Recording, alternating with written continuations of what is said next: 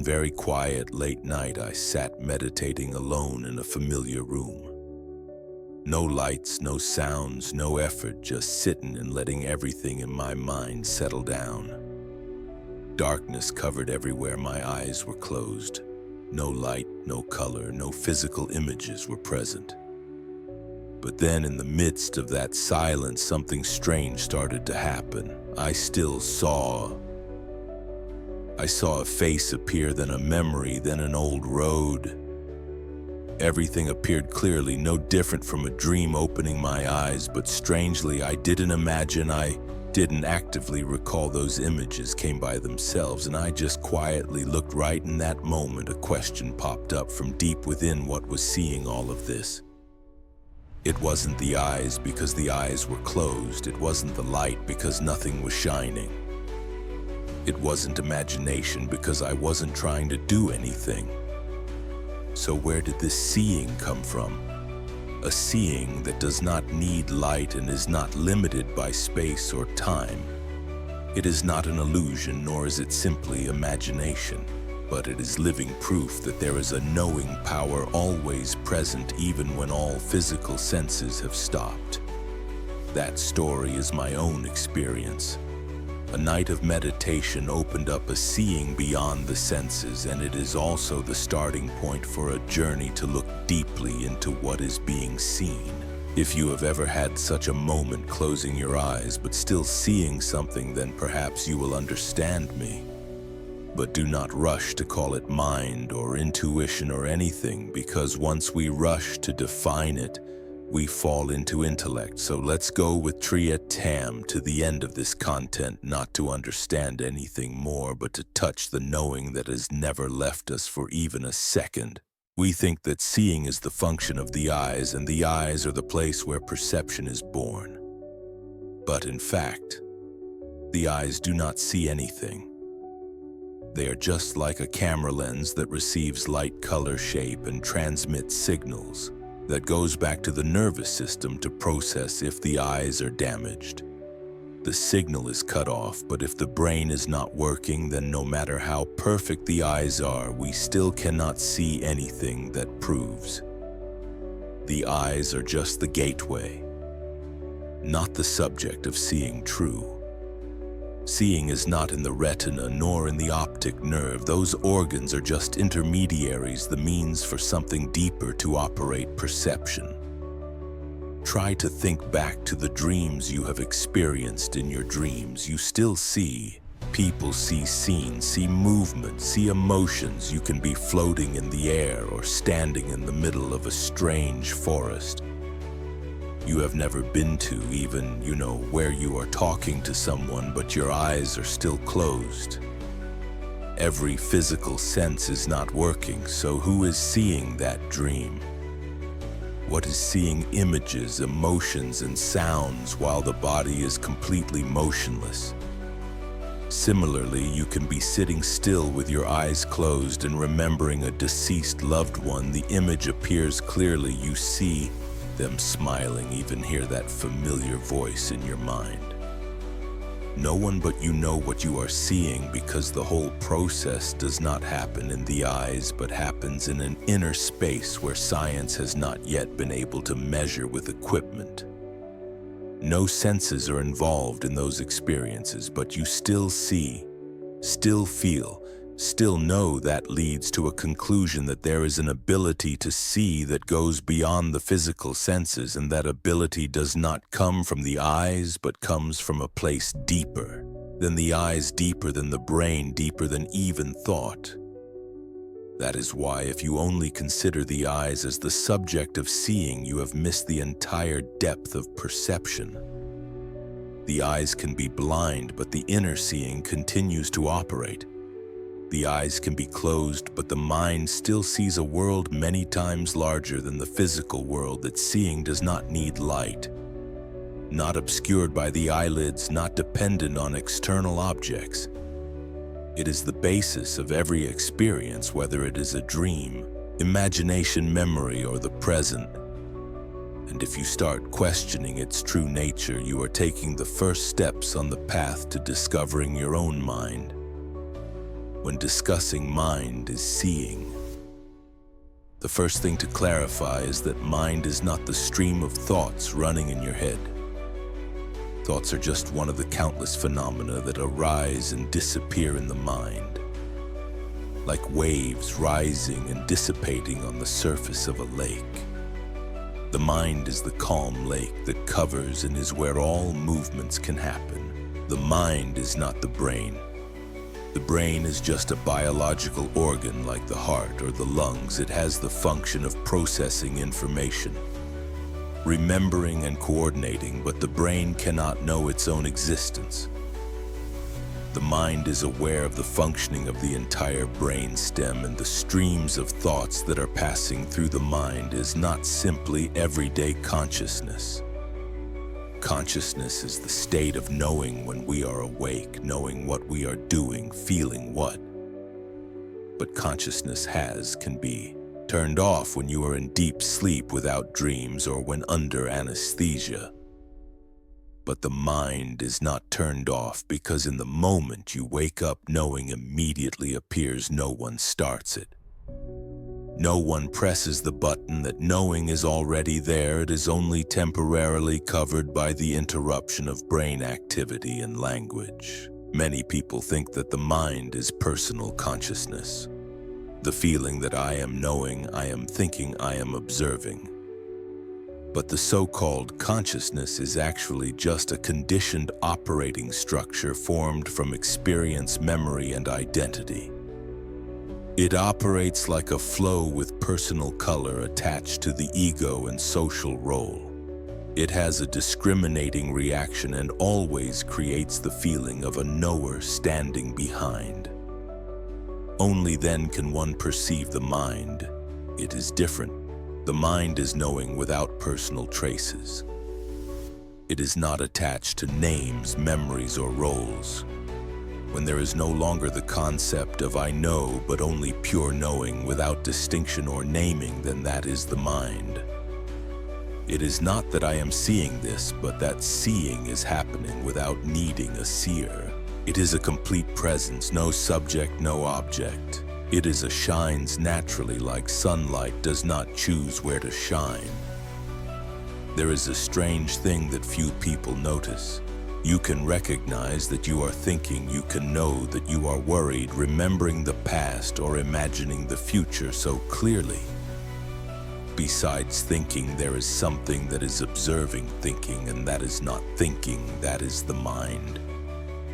The mind does not try to see, but always looks, does not try to hear, but always knows. It has no image, no color, but is the foundation for all other phenomena to appear when you close your eyes and imagine a scene, a face, a dream. Those things appear in a certain space. That space is not in physics nor in the air. It is in the mind, so to speak correctly. The mind is not seeing in the sense that the subject is directed towards the object, but the mind is the comprehensive knowing without division between subject and object. The mind is not opposed to the world. The mind contains the world when you realize that you will see that true seeing does not need eyes, no seen, no discrimination. The mind is the foundational capacity for all phenomena to know, to see, to feel. All senses, all streams of consciousness, all emotions and thoughts are just waves rising on the surface of the lake of the mind, and that knowing is the only thing that is not changed, not replaced, not damaged by time or circumstances if you know how to look at what you are knowing and not just look at what is known. You are very close to the state of enlightenment because then you are no longer caught up in the images, sounds, thoughts, but are returning to the original knowing that is formless but always present. True mind, if you only stop at realizing that the eyes are not the subject of seeing and the mind is the deeper seeing, then that knowing is still very easy to fall into abstraction because in everyday life we still see, hear, feel, and react as if everything is real, private, personal. So how do you know if you are seeing with the mind or still just seeing with the eyes and ego? Imagine a simple situation. You walk into a room and see a person sitting there quietly. If you see that person and immediately think he looks sad, something must be wrong, or this person doesn't like you, then you don't really see that person. You are seeing through memory, through emotion, through layers of concepts that have accumulated before. That is the seeing that has been filtered through. The ego is no longer pure. On the contrary, if you see but don't add any inferences to it, just simply see that person sitting present, then that seeing becomes complete. There is no you know them, no story in between, just a life that exists clearly known. That is when the mind sees. The mind sees is not a deliberate act. It is not you trying to see correctly or observe deeply. The mind sees happens when no one is trying, when you are no longer the one who is learning, judging, controlling. Then the seeing naturally begins to shine. It is a state of awareness so simple that no one notices, but that is why it is so profound. When someone compliments you and you feel happy, but wait, who is happy? Is it the mind or a notion of me that has just been reinforced? And when someone criticizes you, do you feel the difficulty, bear the reaction that arises in the body and mind in that moment? If you just see the reaction without identifying with it, then you are seeing with the mind. But if you are caught up in the emotion of wanting to justify and want to change others, then that seeing is still just the operation of the ego. Seeing with the mind does not mean you become insensitive or cold. On the contrary, it is a deeper life where you feel everything clearly but are not drowned in it. You can see sadness rising, but you are not the sadness. You can see anger appearing, but you are not the angry person. The mind is simply that which knows. This is sadness, this is anger, this is thinking. It does not judge, it does not judge, it does not want to interfere, it just knows it is in that state. You begin to see something very profound, that most of your life is looking but not really seeing. Because that seeing is colored by past habits, personal needs, and fear of being hurt. It is no longer the pure seeing of the mind, but a version manipulated by layers of ego. Seeing with the mind is seeing like the first time, no frame, no repetition, no conclusion. And when that seeing is present, everything suddenly becomes light, whether it is anger, a sadness, or a painful experience, because the mind doesn't resist anything, the mind just sees. And in that seeing, every resistance dissolves if you really want to live with deep awareness. Don't try to change the world. Don't try to use thinking or force yourself to meditate better. Just observe what you are seeing with when the answer is no longer the eyes, no longer the memory, no longer the I who knows. Then you have begun to see with the mind, and from there everything becomes clear as it is. The mind when seeing becomes an illusion. The problem begins when the ego comes in the moment. The seeing arises, the ego immediately takes it over and assigns to it a person who is seeing, an I, who is seeing, analyzing, understanding. And from there, pure seeing becomes a tool of the ego.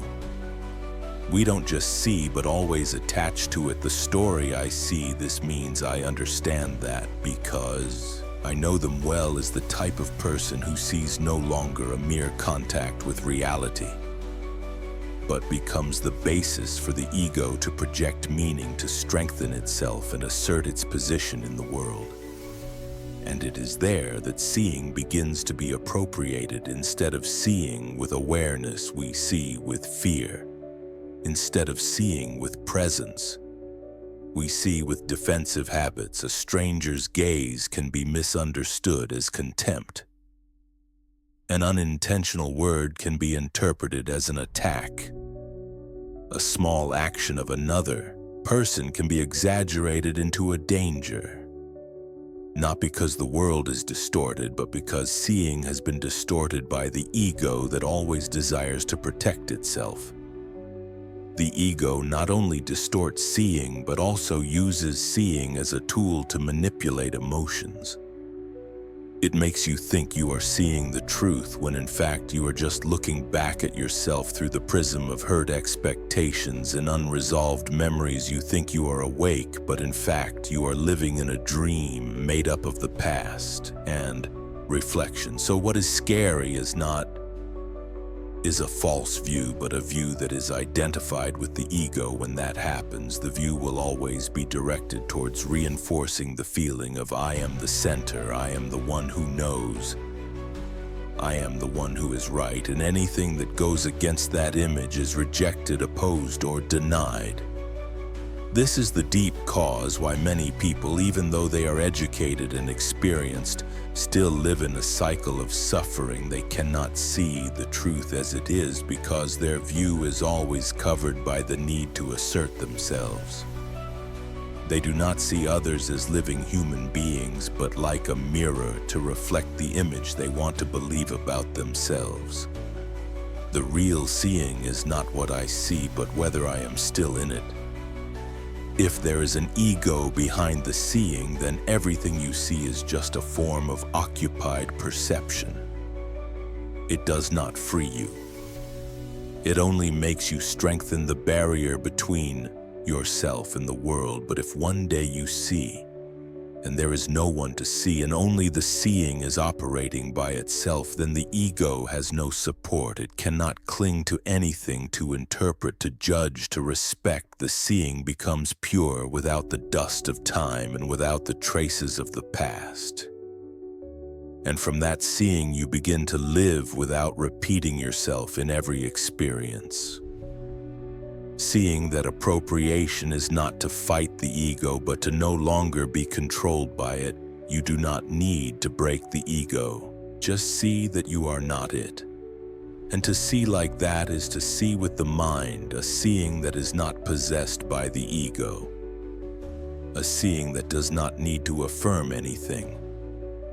A seeing in which you are no longer as the center of any story, but the foundation for all stories to arise and dissolve, returning to the mind. Is not an intellectual journey.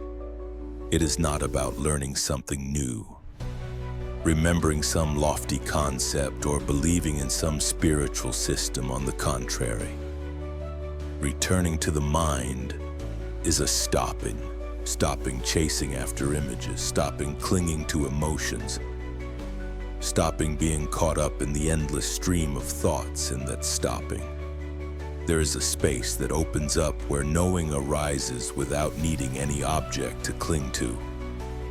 You don't have to try to find the mind, because right in the moment you are listening to these lines of content, the knowing that you are reading, it is not in the ideology. It is not in the ideology. It is the silent foundation, knowing each line that passes, observing each internal reaction that arises. You cannot see the mind as an object.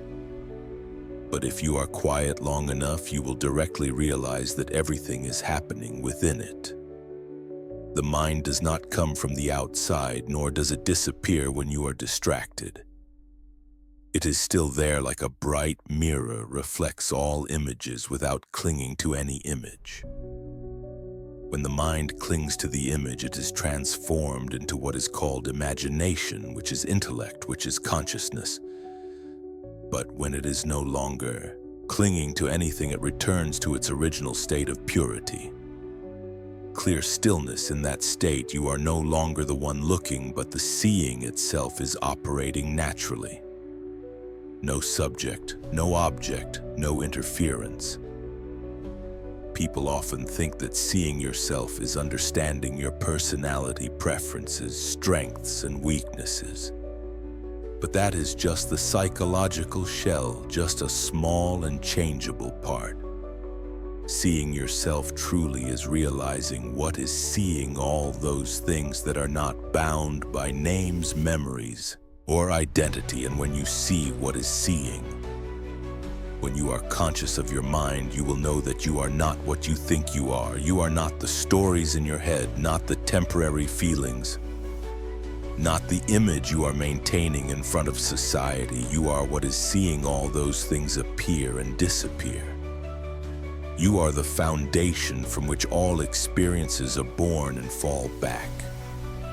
No one can give you this. No knowledge can replace that experience. No religion can monopolize its definition. Only when you directly return to observe silently and realize, then you really meet yourself like the person drinking water.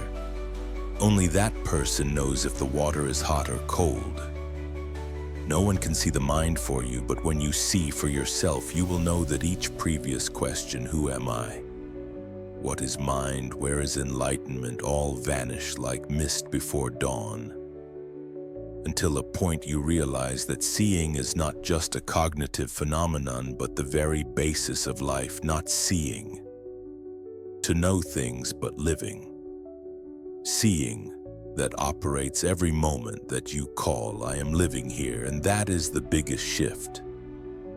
From understanding seeing to living as seeing. When you are still thinking about seeing, contemplating, analyzing, you are still standing on the edge of it. But when you live in seeing, not carrying the seer, not holding back what is seen, then life becomes light as a cloud. You are no longer compelled to clarify everything, no longer have to search for answers to every question in your mind, because knowing itself is the answer at that time. Things are no longer objects for you to observe, but a part moving. With seeing, you no longer see the flower as an object, but feel the life blooming in it. Not separate from yourself, no longer I see the flower. There is only the meeting of two streams of presence without name or boundary. When a bird calls, you don't need to identify what bird it is, where wordless knowing is complete. When a sadness comes, you don't need to push it away or untangle it. Just see it is there, and immediately it is no longer my sadness, but just a phenomenon passing in the seeing. And then it goes like clouds passing through the sky, leaving no trace of life. Like that, questions and experiences, what remains is not a concept of mind, but a vital silence within yourself at this moment. A stillness that does not need to be explained, a knowing that no longer requires to be named in that state.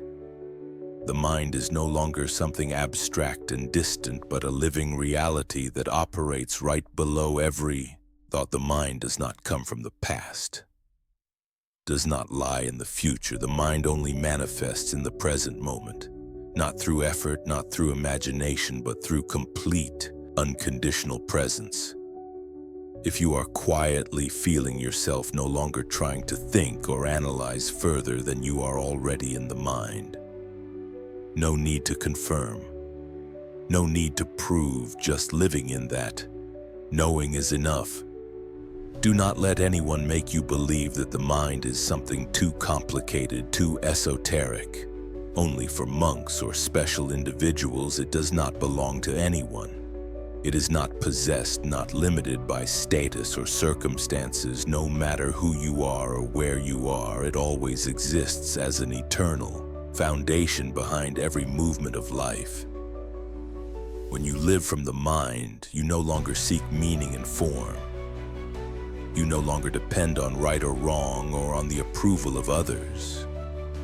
You begin to see things as they are. No embellishment, no push-ups, and then life is no longer a battle, but a gentle flow where every moment contains deep wisdom without words.